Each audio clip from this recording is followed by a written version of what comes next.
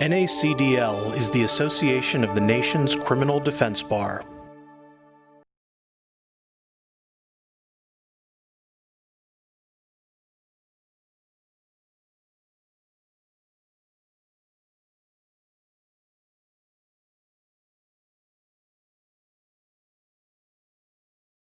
This first discussion is entitled Lessons Learned, Combating Misinformation Around Bail Reform, and it's a case study of the New York Bail Reform Pushback, which I believe most of us are probably aware of. So this first panel is going to be moderated by Cheryl Wills.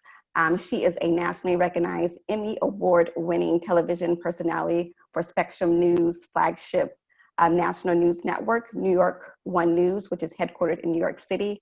I will now turn it over to Cheryl to introduce her panel. Thank you, Cheryl. Good afternoon, everyone. I'm Cheryl Wills, as Monica said, with Spectrum News, New York One, and welcome to this very important panel about one of the most critical issues facing New York's criminal justice system. And we appreciate you being here with us this afternoon. And we have assembled a panel that is uniquely qualified to discuss lessons learned, combating misinformation around bail reform, case study on the New York Bail Reform Pushback. And I say that title because the pushback is very real. Some police unions, district attorneys, and other groups are very vocal about the spike in crime in New York City, and they do not hesitate to link it with New York's bail reforms, which of course took effect on New Year's Day of this year. That of course includes the elimination of the state's cash bail in about 90% of cases or so, excluding violent felonies, speedy trial, and discovery reform. Well, last month, after swift backlash, there were a few amendments to this reform. After reports of increases in crime, we're going to take an unvarnished look at these spikes and analyze whether they are in fact linked to bail reform. But first, allow me to introduce our panel. Khalil Cumberbatch is the Senior Fellow on Criminal Justice and Senior Advisor to New Yorkers United for Justice. Kevin M. Stadelmaier is the Chief Attorney, Legal Aid, Bureau of Buffalo, Incorporated, and Chair of the Legislative Committee for New York State ACDL. And John Reinish is the Manager Director of SKDKnickerbocker. Rather than reading long bios for each of our very accomplished panelists, I think it would be proper to allow them to introduce themselves in their own way before we begin our discussion. And we begin with Khalil Cumberbatch, who has the virtual floor. Thank you. Thank you, Cheryl. It's a pleasure to join you and the panelists. And thank you, Chris, and special and huge virtual shout out to Monica, who behind the scenes wrangled all of us on various emails, phone calls, and made sure that we all were here on time. So I think that I would be remiss if I didn't highlight the fact that we quite literally wouldn't be here if it wasn't for her. So thank you, Monica.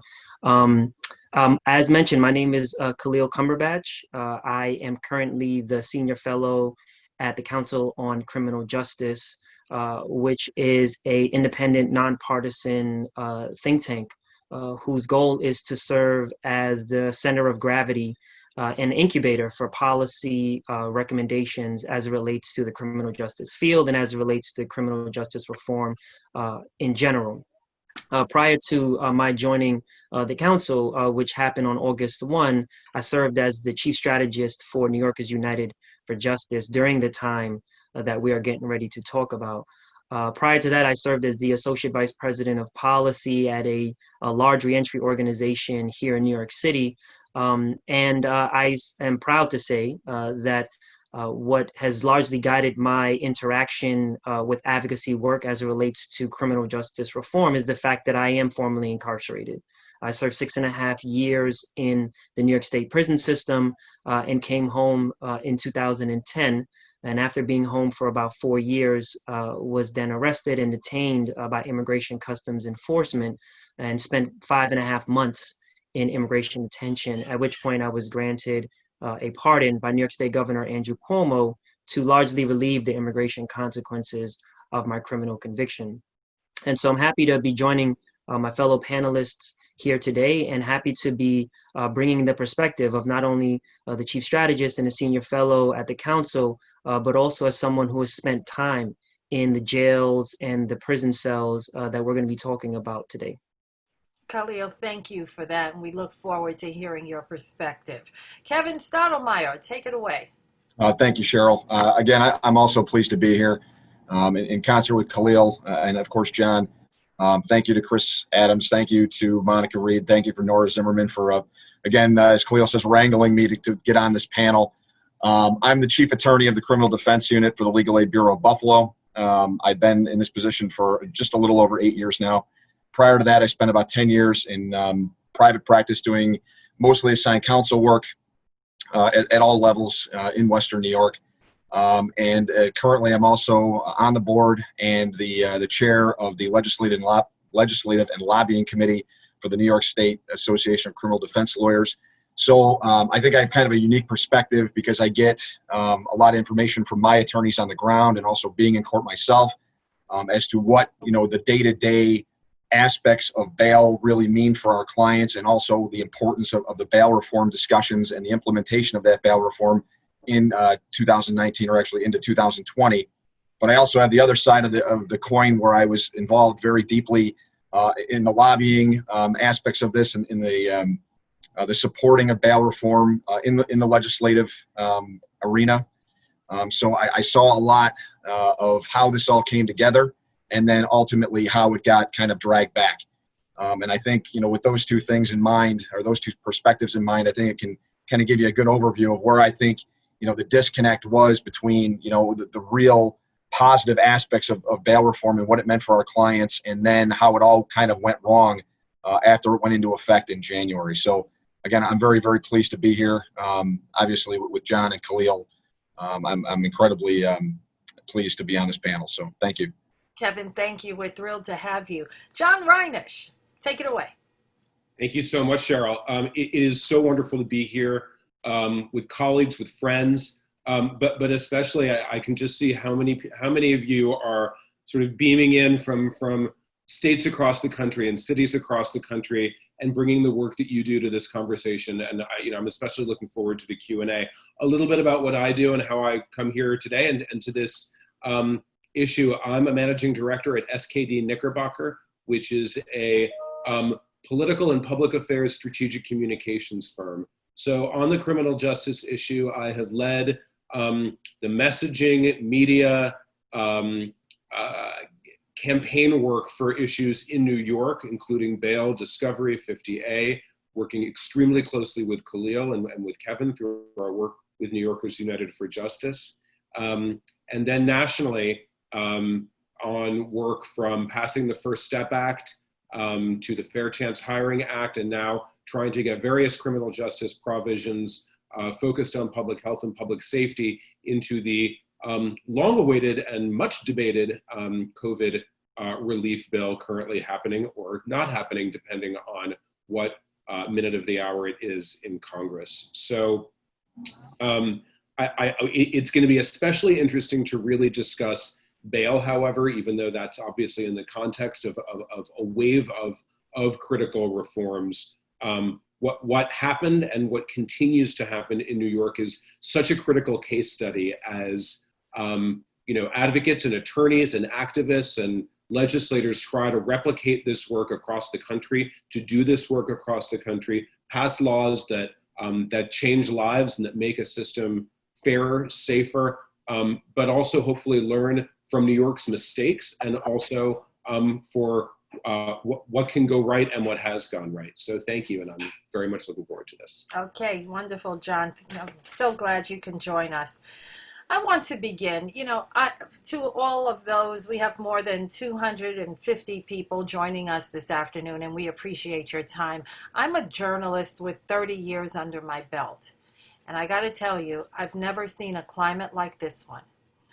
And I want to begin with information that came to newsrooms across the city just yesterday. Received from the NYPD. They provided shooting statistics for this weekend compared to last weekend. Not unusual that they do this, but they gave a breakdown. On Friday, they say New York City saw a 10 times shooting increase from 2019 to this year, 6 fatalities this weekend. And they said there were 2 incidents on Saturday, 20 incidents on Sunday with 23 victims. As everyone knows, these stats are being linked by certain groups to bail reform. Khalil, let's begin with you. Is that a fair comparison? A direct answer to your question is no, it's not.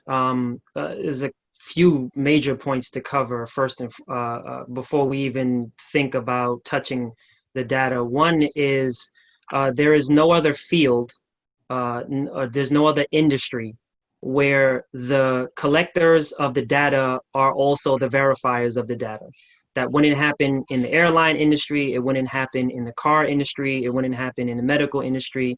But for some reason, as it relates to criminal justice reform, we look at law enforcement entities as the not only the collectors and providers of the data, but the ones who are verifying it. And we know for a fact that CompStat, the tool in which NYPD uses to collect and share data, is a controversial tool from its inception. There has been decades of accusations against the NYPD of using that data to manipulate it to fit their agenda. Right now, I think that the NYPD joins many law enforcement entities across the country in pushing back against the defund police conversation that's happening that is strongly linked to the murder of George Floyd.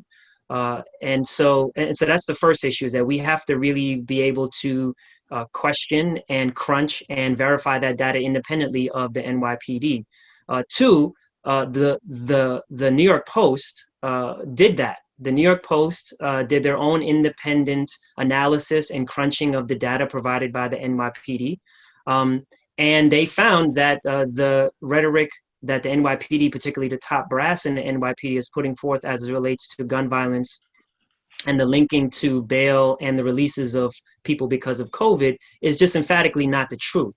All but one person has been arrested out of the more than 1,000 people released from state and local jails. Only one person has been arrested and charged with a felony in line with a shooting. So that's the second point, is that when that data was crunched independently, it actually dispelled one of the huge myths that the NYPD is trying to put forth. And then third, gun violence is real. Unfortunately, it happens in communities. And when it does happen, it impacts not only the individual, but their families and the communities at large. So I don't want to undermine the fact that gun violence is really happening. However, data and statisticians know that you cannot look at any one snapshot of data without the context of knowing where that data was taken from. So, for example, one of the many things that we didn't have last year and the previous year is the fact that COVID-19 undoubtedly plays a role in the fact that shootings are allegedly on the up.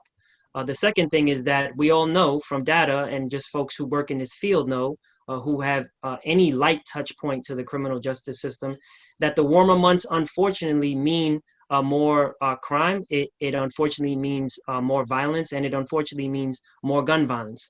And so that's not to justify the fact that these shootings are happening.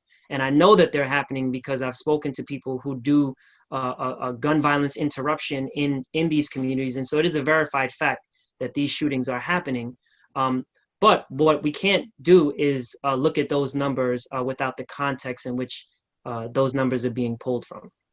Kevin, do you think as Khalil so eloquently said, do you think these numbers are being taken out of context? Do you agree with that? And also, would you call this fear-mongering? So yeah, I can't help but agree with Khalil.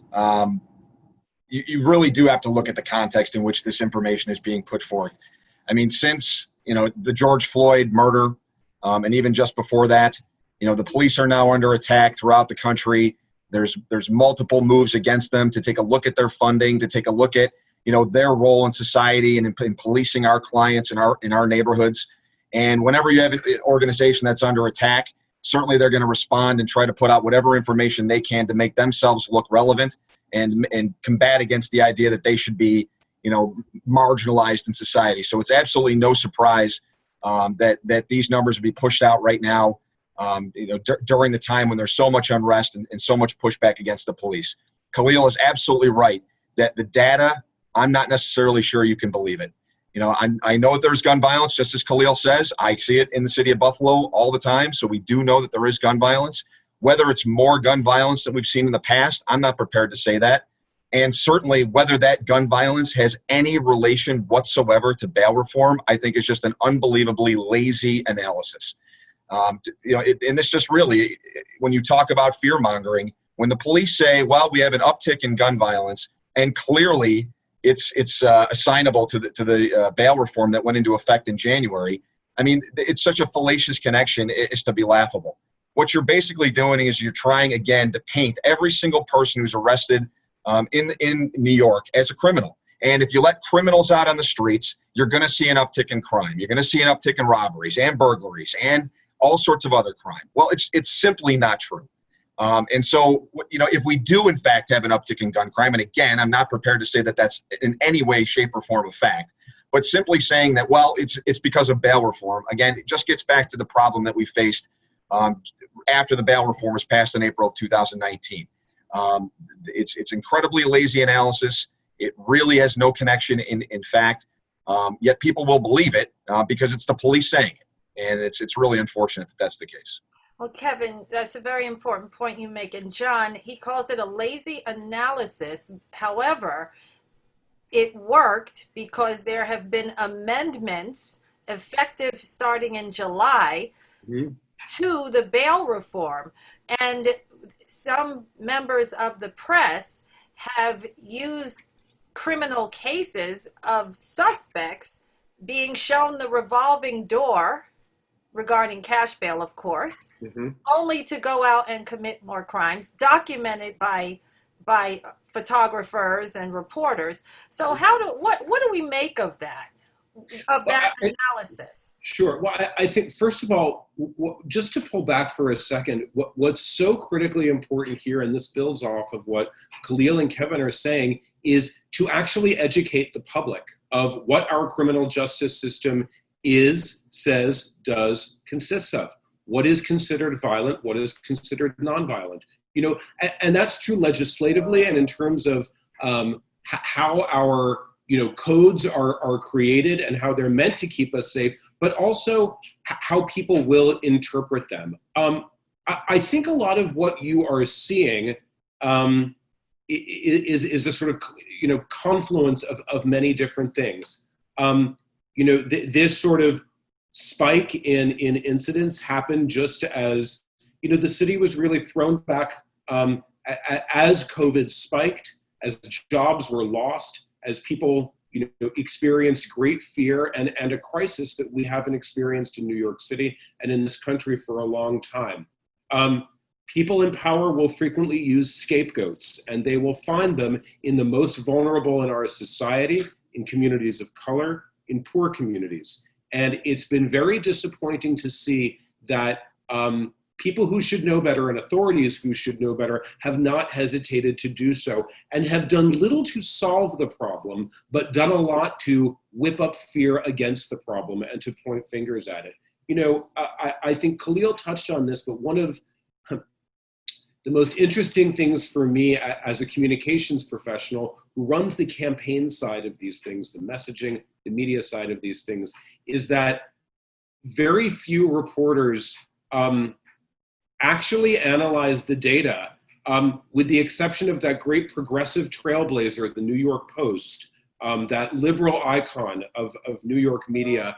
And I just thought it was very interesting that they actually went in, did a very, very thorough job as journalists, as watchdogs, and said, you know what, none of this, we're not minimizing violence. We are not minimizing when a family experiences a violent act against a loved one, or fear in a city. But here's what we are saying. This has nothing to do with bail reform, discovery reform, criminal justice reform measures. I think, referring, Cheryl, just quickly to the cases that you mentioned, first of all, every one needs to be actually considered on its merits. I think it also opened up a very interesting, but sadly underexplored conversation of there were many instances where judges could have asked for remand, could have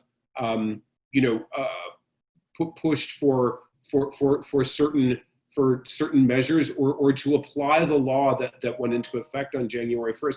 Some did not, or district attorneys did not, only to turn around and demagogue the law that they themselves did not take advantage of. So what we saw here, and this is worth a deeper conversation, is a lot of a political power grab for ends that did not necessarily benefit the public. But again, it shows you how absolutely critical public education and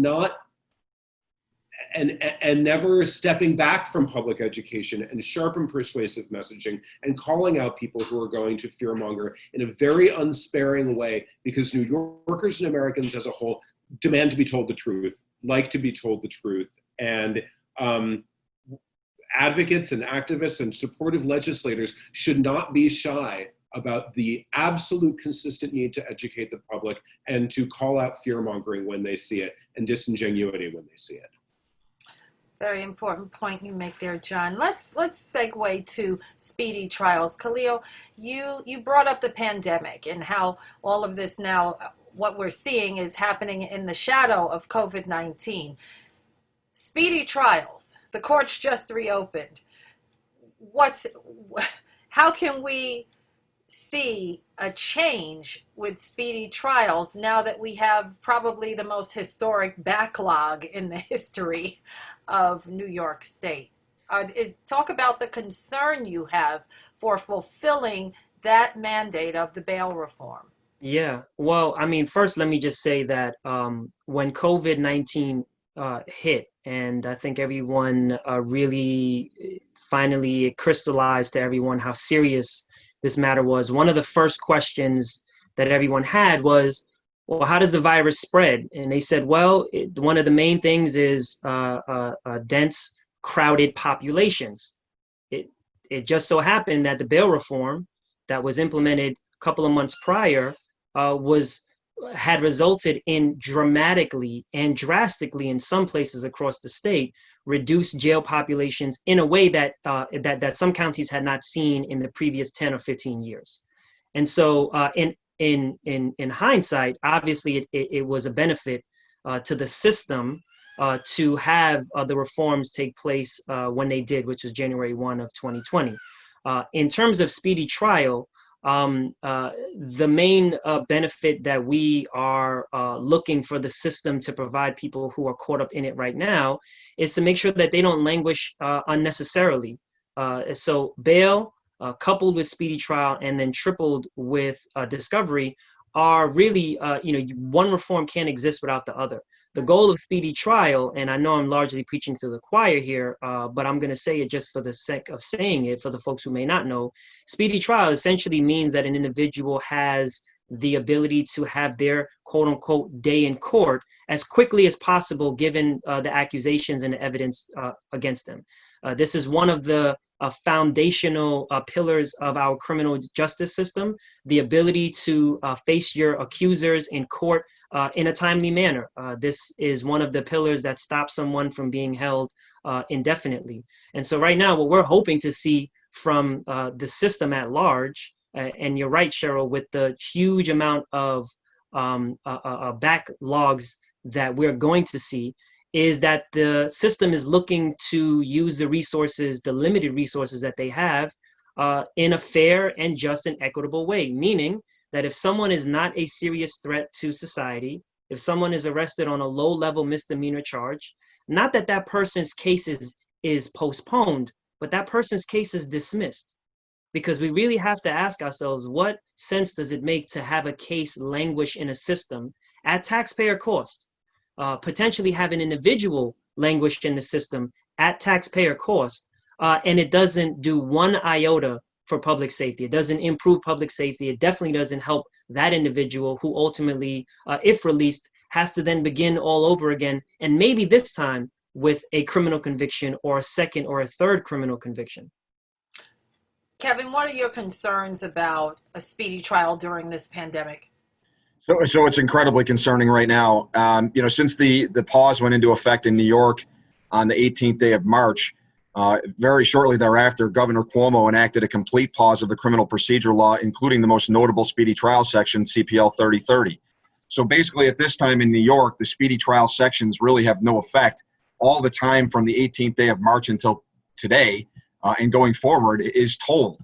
So, as Khalil says, there really needs to be more of an analysis of the people who are sitting incarcerated in very, very close quarters, in basically not having their due process rights afforded to them. Now, Governor Cuomo continues to put out monthly extensions of orders dealing with discovery, dealing with preliminary hearing rights. So for the first 3 months of the pandemic or 4 months of the pandemic, somebody charged with a felony before the pandemic would have been entitled to a preliminary hearing to determine whether or not there was reasonable cause to believe that they committed a felony and reasonable cause to believe that they committed it.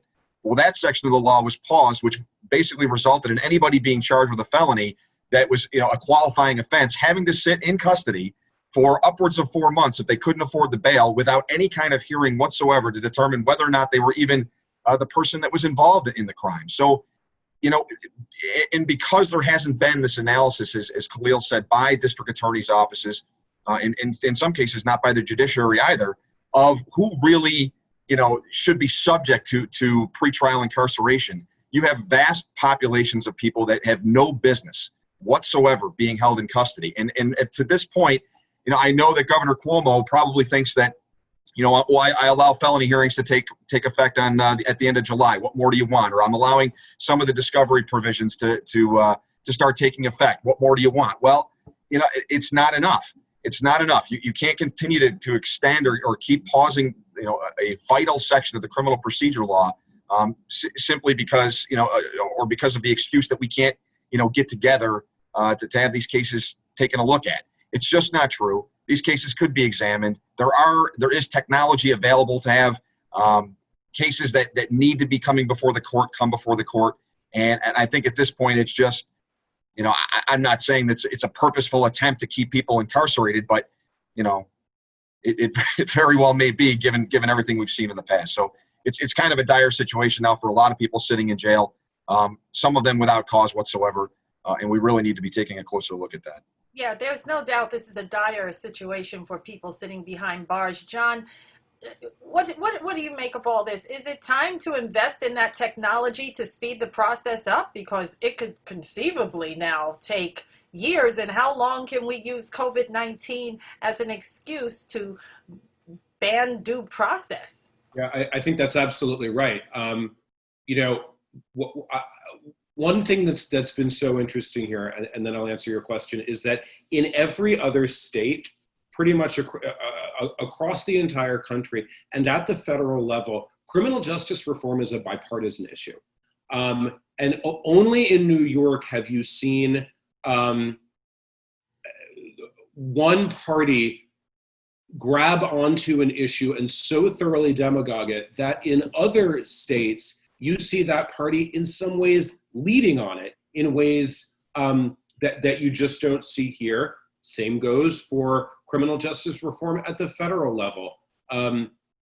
First Step Act was such a fascinating, media operation for me to run because, you were on calls with Chuck Grassley, Cory Booker, Kamala Harris, and the White House. And I'm sorry, when does that ever happen where you find all of these lawmakers, advocates, et cetera, and you had Americans for Tax Reform and the Faith and Freedom Coalition, two of Donald Trump's favored media and messaging engines, working hand in hand with the NAACP and Color of Change, et cetera.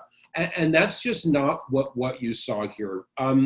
To answer your question, though, the reverberations of COVID-19 are going to go for a long, long time. look at all of the back and forth that we're seeing on issues like reopening of schools, going back to work, et cetera. And there's no reason to think that similar both confusion and kind of flexibility are going to, play out in due process in the criminal justice system. Also, there's going to be a lot of stops and starts. So I think we as a state absolutely need to look at how is technology and how is technology alleviating similar problems in other sectors, in other industries, in other jobs, in other businesses, profit, nonprofit, education, et cetera. And how can we apply that? How can we not just do things in the same way that we've done them? How can we apply technology to, but also services? What about mental health? There are people who are languoring without mental health services, access to their families, access to healthcare, et cetera. So we need to take the findings of the moment that are helping other industries navigate through this and apply it here. Yeah, well, let's talk about the path forward. But before we do, Kevin, I just want to touch on this. When the media, mass media, talks about the elimination of cash bail, 90% of cases, it is stunning how many people misinterpret what that means. They act like that means, oh, they're being allowed to go free and they're never, that's not what this is about. People think bail is a punishment. Yeah. That's not at all. Kevin, set the record straight. So I guess, exactly that. I mean, when the media comes out and says, well, this guy's a criminal, he was just arrested and now the judge has to let him out. Well, there are about three things wrong with that. First thing that's wrong with that is, I'd encourage, every media person who decides to put something out like that, and every district attorney and every police officer who decides to, listen to that and abide by that, to read the Constitution. We still have, the presumption of innocence in this country. And when you're talking about letting people go who pretrial, who have not been convicted of anything, well, that's just fair due process in this country. Bail, when it was first put into effect, or at least the whole idea of bail, was to secure someone's appearance back in court. That was it. That was what it was designed to do, so that people weren't getting arrested for something and then not appearing back in court to have their cases adjudicated. Because you're, even though you're presumed innocent, you still have to have, if somebody's bringing a charge against you, that still has to be adjudicated. No one has any argument with that whatsoever. So, the courts didn't want people running away from the criminal justice system. They didn't want them not taking responsibility if, in fact, they had to take responsibility for things. So they forced them to put up something, some form of collateral, some item of value in order to maintain their appearance back in court. Well, basically that was completely bastardized and turned into, well, if you're arrested, you must have done something wrong. And to protect the public from your dangerous activities, we're going to keep you in custody. And for many, many years, that's been what we've done in New York. So someone would come in, it doesn't really matter what they were charged with. The judges were empowered to hold them under the guise of maintaining order in communities. Unfortunately, and really terribly for vast populations that we all serve, that destroyed them. You have people being held in custody for no reason whatsoever. So I mean, the idea of bail that to ensure people come back to court was turned completely around as well. If you're arrested, you've done something wrong, and I'm going to make sure that that society is protected from you until we figure out whether or not you're guilty. Well, inevitably, people end up pleading because they want to get out. Also, or all sorts of other collateral problems result, and you have a cascading negative waterfall of things that happen to our clients. So that's basically what bail was about, what it became, and what really it should no longer be. Yeah. Can I make one quick point and just sure, John. Point, Cheryl? Thank you. Is that since we're in the business of telling stories in messaging and in successful campaigns, one place that I think that we've been able to make some headway is to consistently point out, because this is you want to meet voters where they are. You hope that media will be open to that and to actually engage and tell stories and not just engage in a political issue by sort of doing horse race coverage.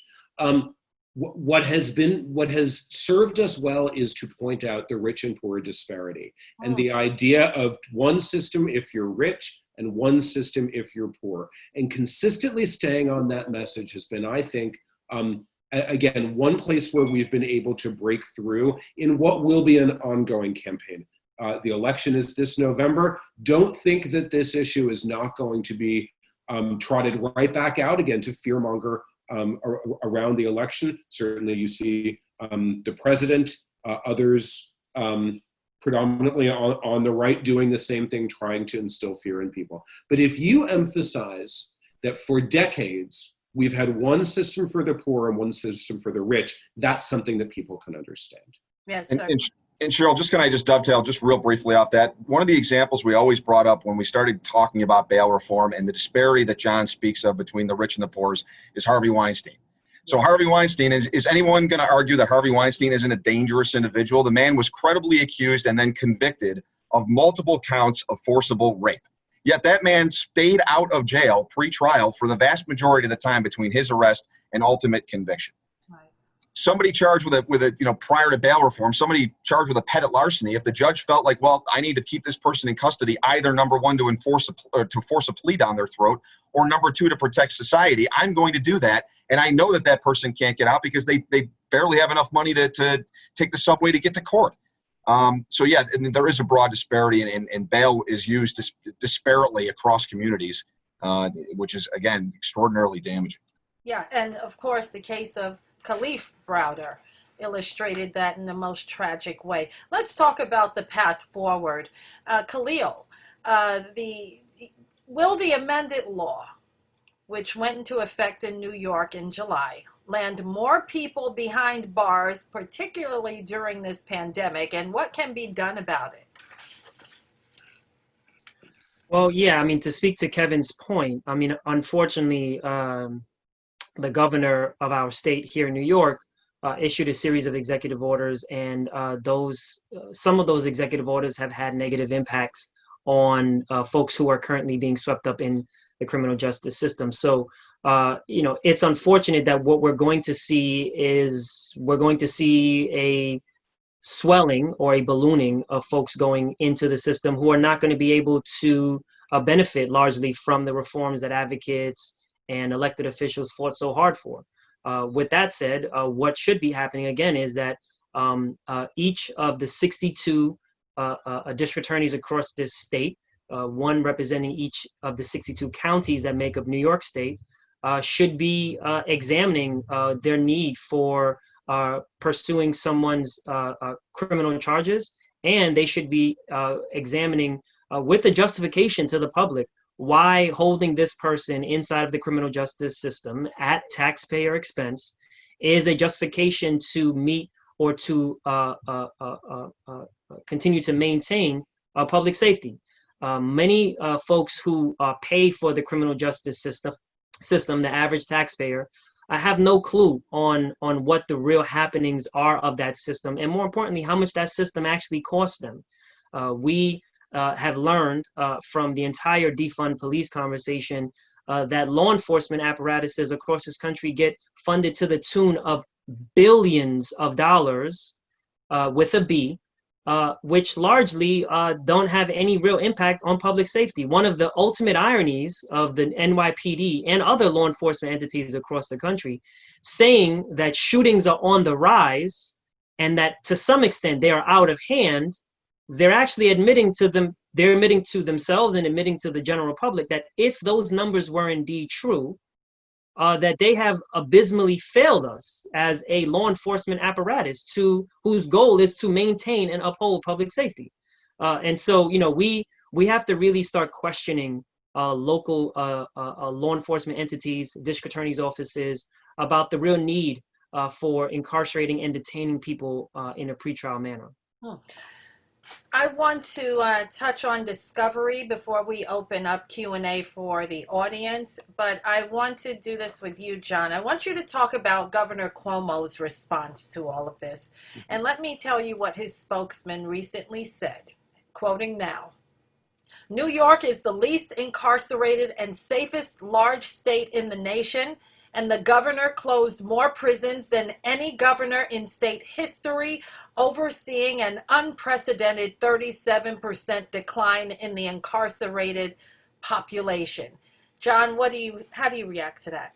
I would have to see the data there. I know that on closing facilities, he has certainly run into a lot of opposition, especially from rural lawmakers for whom facilities are major employers in their district, and that has been an issue for him. I would have to see that data. I don't know how personally, off the top of my head, Cheryl, how this compares to other states. I think certainly that's readily available information, so can easily be fact-checked.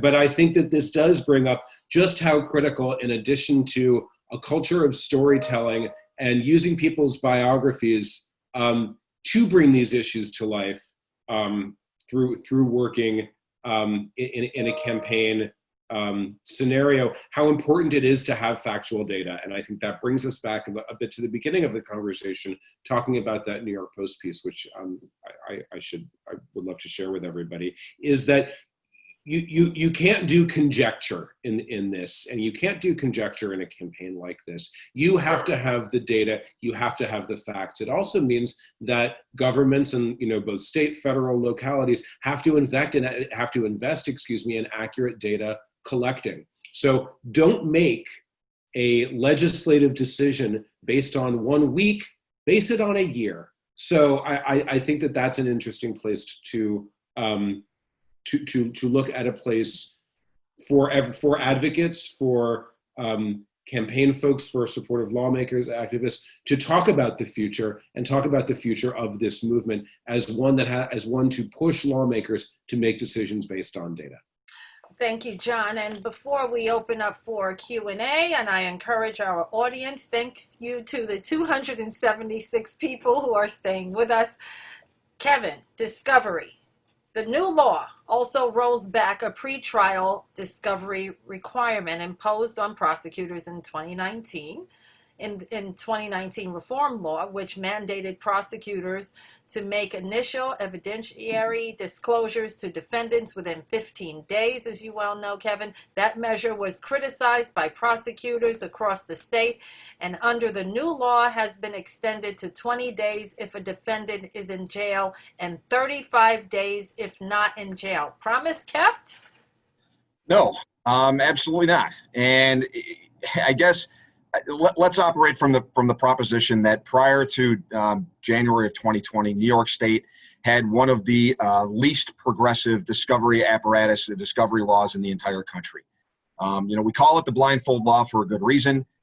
You would get to trial with your client having never seen the vast majority of evidence against them.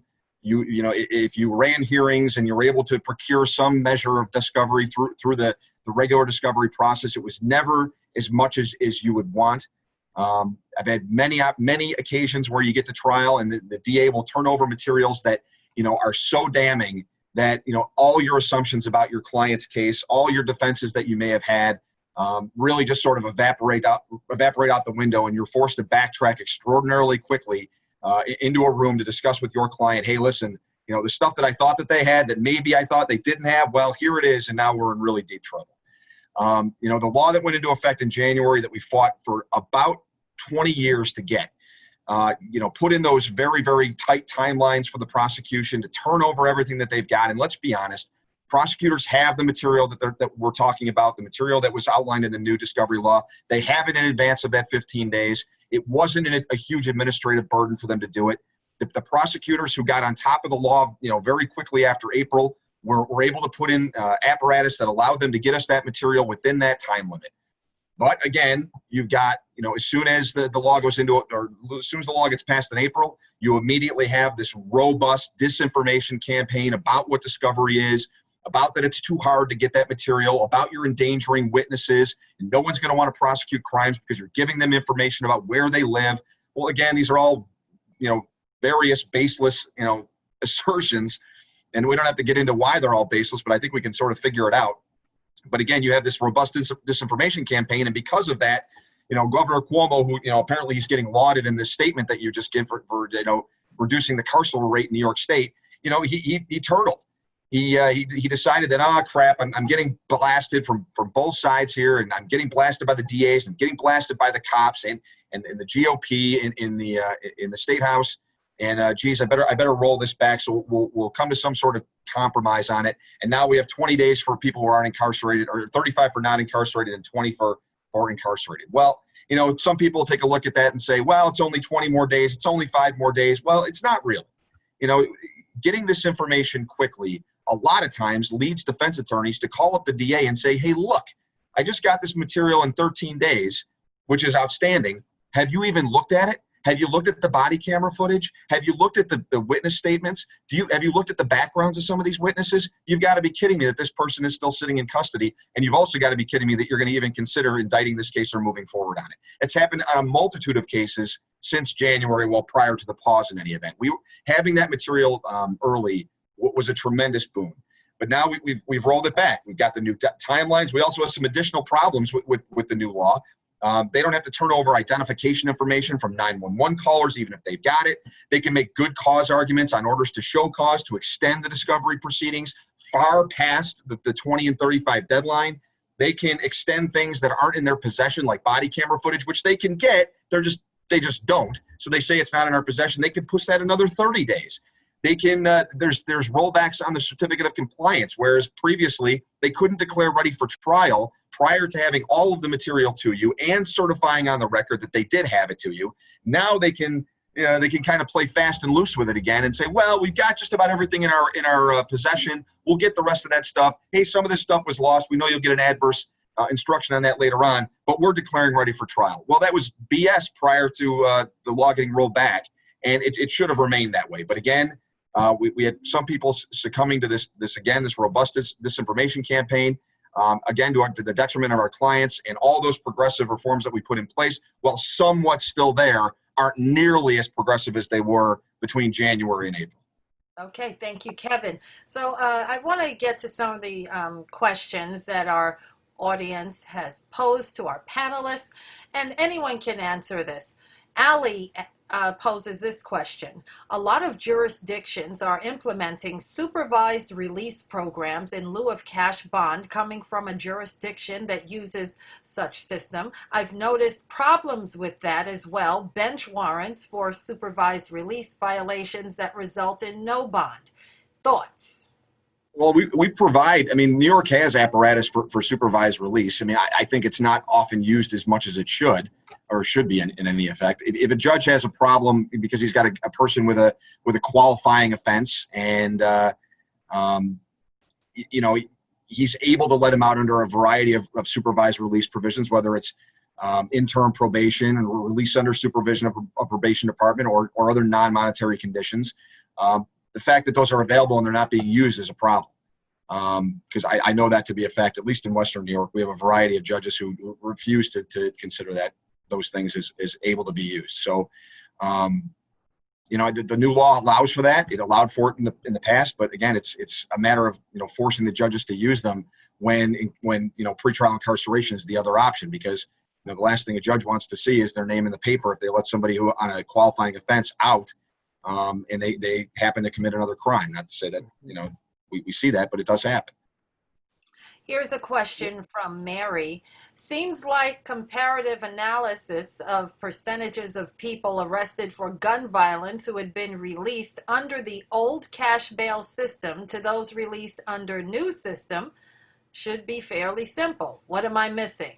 Well, I mean, first I would say that there still is a cash bail system. We didn't get to really talk about this point, but to use a term that Norm Reamer, the president of NACDL, uses quite often, that we had bail reform light in New York State, which was that we didn't fully get rid of cash bail. And so, that in and of itself is one of the major problems, that judges still have the ability to hold someone if if their offense is qualifying, on a cash bail amount. And so, so that's the first basis. I mean, the reality is that what we have after our reforms, it should be, is still lacking, and it should be a kind of 2.0 as it relates to pretrial reform in general. That's including bail, including speedy trial, including discovery, and in the ways in which those new laws, even with the revisions, are being implemented, and there needs to be some type of monitoring to make sure that the local criminal justice systems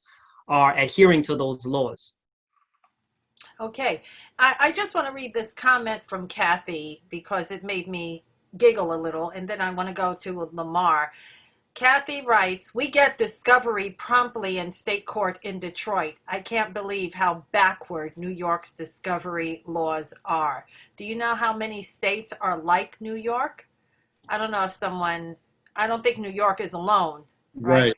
So there's an interesting point to bring up, and this was, I think, a real highlight of the campaign for discovery reform, as we did it in 2009. 2019, excuse me.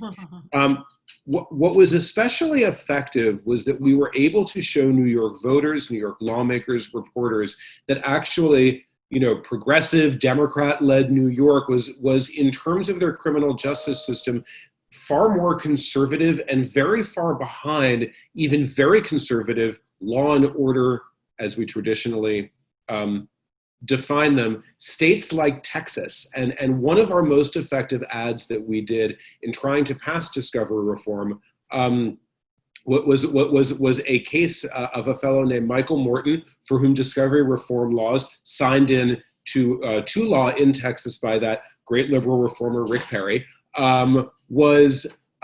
we told his story, which is that evidence was withheld. The system was abused, the discovery process was, and he went to jail for 25 years for someone, for his wife's murder, even though the person who did it was later found, killed someone else, etc. So in public safety terms and in fairness terms, we were able to use this, and in using political framing, we were able to use that story and that legislative and political process to make change here in New York. Wonderful. Well, it's 2:00 and we're getting so many powerful questions in, and Monica's telling me we can go to a few more minutes. So I did want to get this question in from Lamar. What has been the real practical effects of ending cash bail in New York? Jail population reductions, ? Effects on guilty pleas? Effects on prison sentences? Is the system better and fairer? If so, how? If not, why not? Good question. It's a tremendous question. I guess let me take the first part of that, and I know Khalil will want to chime in, and I know John will too, but practical effects. Well, we only saw the fruits of this for the first 3 months of the year until the pandemic really hit. So trying to gauge exactly where we are in terms of statistically significant positive events is difficult. However, I can tell you that if you're just going to use Buffalo as a case study for the city of Buffalo, we had like 229 people less in jail from January of 2019 to January of 2020. So 229 people less in jail from one year to the next in the same month. So 229 people who were not losing their jobs, 229 people who are not having to go to family court to get their kids back after they got put in foster care, 229 people who weren't losing their housing and having to go out and spend money to look for another one. So, if you want to talk about huge positive effects and actual measurable positive effects, you'd have to take a look at the economic impacts that those things resulted, or just talk to one of those 229 people about what didn't get ruined in their life because they didn't have to spend more than 24 hours in custody. To really gauge the ultimate impact of it is going to take years, which is one of the points that we consistently made when we were combating the misinformation campaign. You can't take a look at how good this is going to be by taking a snapshot of 3 months. You can't, so that the prosecutor's saying, well, the crime rate's up. I'm like, well, how can you possibly tell that after 3 months? Just the same as we can't say that the economy is 10 times better or whatever it's going to be because of people aren't in custody. If it had been given some time to really take effect, I guarantee you would have seen the effects, because you can look at other states that have done similar things and seen the positive effects that they've had. Yeah, and what I would add to that is that a lot of the negative pushback and the rhetoric and the fear mongering that was happened before the law even went into effect. And so the whole notion of the sky is falling without actually even being able to point to something was a strategy that the opposition ran almost from the inception of the laws passing, which Kevin has stated multiple times that it was April of last year. So from April all the way to January, there was a ton of fear mongering and pointing to this rise in crime that hadn't taken places yet. In terms of what some of the benefits are, again, just to agree to Kevin's point, is that there's no way that we could really know because there were only 90 days that really existed without the interruption of COVID. And again, in no other industry would we use 90 days as a way to change or roll back reforms. As a matter of fact, many industries will tell you that there's no way that you can do that. But again, only as it relates to the criminal justice system and only as it relates to largely Black and brown people in that system do we feel the need to make harsh, quick, and all too often uninformed decisions about what's going to happen to the folks once they're in that system.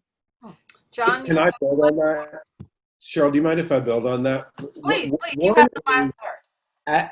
As lawmakers and also as advocates, as activists, etc., probably unwise to pass a critical bill and then proceed to not talk about it and proceed to not sell the benefits of it very consistently into your constituents. What that does is that creates a big void that will let the opposition run in and define it for you. So defining it during the legislative process is one thing and is absolutely crucial. Continuing to do so is another, because you know what? You will be demagogue. It is going to happen. It has never not happened. Local, state, federal, conservative state, liberal state, doesn't matter. It's going to happen. The other point is, and that this is a little bit of a self-interested call to action here, so many of the hundreds of people who are tuning in to watch this work with these cases every day. And when we have been successful, what we've been able to do is tell the stories of the cases that you work on, the people who you serve, obviously in a way that is, maintains safety and presumption of innocence, but and also privacy and everything that is completely critical in this conversation. But if you're able through the NYSACDL to tell us about successful cases, to Kevin's point, people whose lives have not been completely ruined by an experience similar to Khalil Browder's, who are able to wait out their trial period at home, taking advantage of pretrial services, et cetera, instead of going to Rikers Island or someplace comparable. Tell us these stories so that we can use them to work with reporters, hopefully some as talented as Cheryl, who will act as megaphones to provide a counterbalance to what is coming out of the NYPD and certain district attorneys and other places. We need that in what I do. Okay, that's a good call to action to end on. John, Khalil, Kevin, thank you all for this very informative conversation. I'm going to turn it back over to Monica. Thank you. Thank you. Thank you so much, Cheryl. Thank you to the wonderful panelists for just taking the time out this afternoon.